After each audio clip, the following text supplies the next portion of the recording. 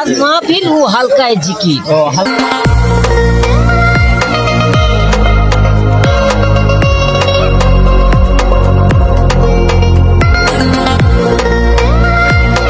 শীতকাল আসলেই গ্রামগঞ্জের পাড়া মহল্লায় যেন এক উৎসবের পরিবেশ তৈরি হয়। রাতের কুয়াশা, শীতের ঠান্ডা বাতাস আর মাইকে মাইকে ভেসে আসা ইসলামী গজলের সুর, সব মিলিয়ে বাংলাদেশের চেরচেনা ঐতিহ্যের অংশ হয়ে দাঁড়িয়েছে শীতের ইসলামী মাহফিলগুলো। আজ আমি এসেছি তিলকপুর ইউনিয়নের চকনদীকুল বাজার সংলগ্ন মাঠে, যেখানে আজ অনুষ্ঠিত হতে যাচ্ছে মনোমুগ্ধকর ওয়াজ মাহফিল। চলুন আপনাদের নিয়ে ঘুরে দেখি পুরো আয়োজন।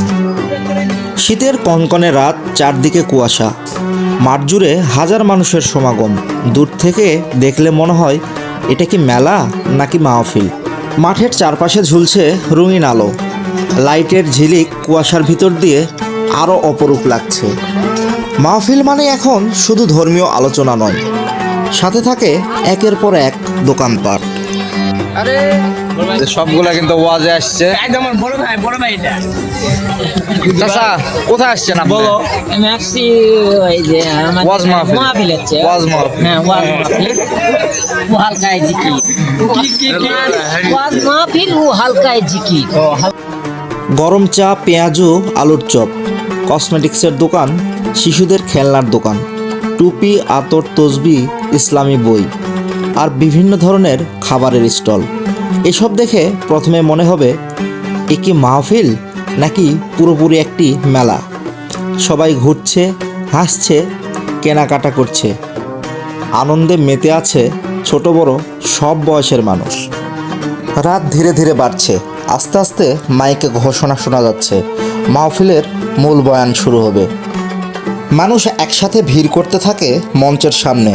শীতের রাত, তবুও সবাই ধৈর্য ধরে বসে আছে আল্লাহর কথা শোনার জন্য। দোকানপাটগুলোতে এখনও পর্যাপ্ত ভিড়। আমিও দোকানপাটগুলোর ভিডিও করে নিচ্ছিলাম। একটু পরেই আমিও মঞ্চের সামনে আপনাদের নিয়ে হাজির হব। বক্তা যখন আল্লাহ রাসূলের প্রেম, নৈতিকতা ও জীবনের বাস্তবতা, শিক্ষণীয় কিছু বিষয়গুলো নিয়ে আলোচনা করবেন, তখন পুরো মাঠটা নীরব হয়ে যাবে। বয়ানের প্রতিটি বাক্য মাঠ জুড়ে প্রতিধ্বনিত হবে। তখন এই কোলাহলযুক্ত দোকানপাটের পরিবেশগুলো একদমই নীরব হয়ে যাবে। মানুষজন আল্লাহর কথা, রসুলের কথা চিন্তা করতে করতে একসময় অন্য দুনিয়ায় চলে যাবে। কেউ কান্নায় ভেঙে পড়বে, কেউ বা আবার হাত তুলে দোয়া করবে। এই ইসলামী মাহফিলগুলো শুধু ধর্মীয় আলোচনা নয়, এগুলো গ্রাম বাংলার মানুষের মিলন মেলা। পুরো গ্রাম একসাথে শীতভর রাত কাটায় সুন্দর এক আধ্যাত্মিক পরিবেশে। যে দৃশ্যটি সবচাইতে বেশি চোখে পড়ে, বৃদ্ধ, যুবক, শিশু সবাই এক কাতারে বসে আল্লাহর জিকির শুনছে। কনকনে ঠান্ডা তাদেরকে আটকাতে পারে না।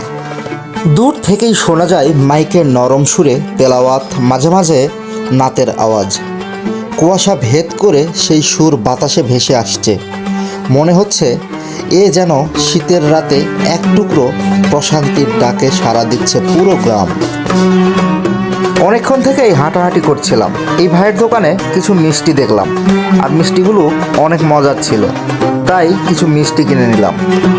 মানুষের হাঁটাহাঁটি, বিক্রেতাদের ডাক, বাচ্চাদের হাসি খুশি দৌড়ঝাঁপ, সব মিলিয়ে আসলেই বোঝা মুশকিল এটা ইসলামী মাহফিল নাকি উৎসবের রাত। মিষ্টি তো নিয়ে নিলাম, কিন্তু একটু পরেই দেখলাম সুন্দর এক পিঠার দোকান। আর এই শীতের রাতে পিঠা কিন্তু সবার ভালো লাগে। আপনাদের কার কার ভালো লাগে অবশ্যই অবশ্যই কমেন্টে জানাবেন। আর এই ধুপি পিঠাগুলো অনেক অনেক ভালো ছিল। শীতকালে পিঠাপুলির দোকান সব অনুষ্ঠানেই দেখতে পাওয়া যায়।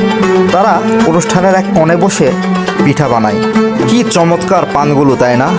এখন বিভিন্ন অনুষ্ঠানেই এই পানগুলোর দোকানও দেখতে পাবেন।